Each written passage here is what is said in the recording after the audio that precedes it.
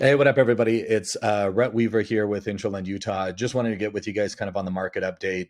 Hope you guys had a great Christmas. Wanted to chat a little bit about what happened the end of last week, what's going to go on this week. Obviously, the markets were closed yesterday, kind of observing the holidays. This Friday, it's going to close early. So there's not going to be very much that's going on in the markets. One thing that happened on Friday is we got basically a report back about inflation that was very great for the bond market. We were expecting interest rates to go a lot lower. But that night before Friday, basically the government passed that $1.7 trillion bill. So things are a little bit up in the air as they kind of dissect that and see what's going to kind of happen as far as inflation. The other thing that happened this week, kind of an announcement, is China is basically opening back up for travel.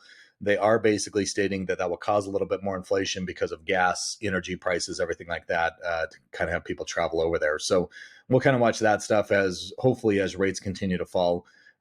This week, again, not too much going on in the market. So I kind of wanted to address something that I think is very interesting. I want to show you guys this chart. And I don't know how many of you have really paid attention to this, but hopefully this is something that you guys will share with your borrowers to help them understand where interest rates are, what houses have been doing, and everything like that. So if we take a look at this, basically what I wanted to kind of go over the last 50 years of rates, of interest rates, as far as what's been going on. A lot of times we get the older generation, a lot of parents, a lot of people advising children to kind of wait, that interest rates are going to drop, they're going to get a lot lower. And it always is very interesting to me because if you look here at 1980, kind of the peak of interest rates over the last 50 years, the average interest rate was at 16%, almost, 16.75. If we basically break it down to the 90s, we see that it dropped right around 10%. If we break it down to 2000, the year 2000, we're right around 8%. And if we just go 10 years back, basically a little bit more, but we're right around 5%. So we're up just a little bit, basically on the national average as far as where it's kind of been over the last 50 years. But I wanted to kind of point out the history of interest rates to you guys to just help your borrowers understand that, interest rates from a historic standpoint are still very low. And I know you guys see a lot of that, but a lot of people have just been fixated on the pandemic and what caused interest rates to get extremely low. And then they got, basically accustomed to those rates and are having a hard time with it right now.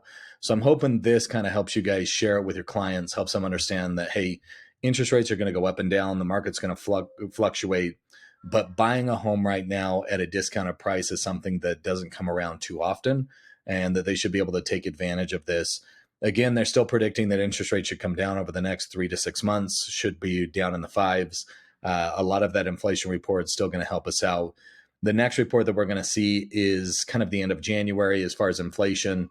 But historically and typically, interest rates do get lower in the month of January. So we'll kind of watch that. Obviously, we'll do a report next week, but not too much going on in the market this week. We'll probably see rates kind of hold and not do too much. But if you guys have any questions, please feel free to reach out.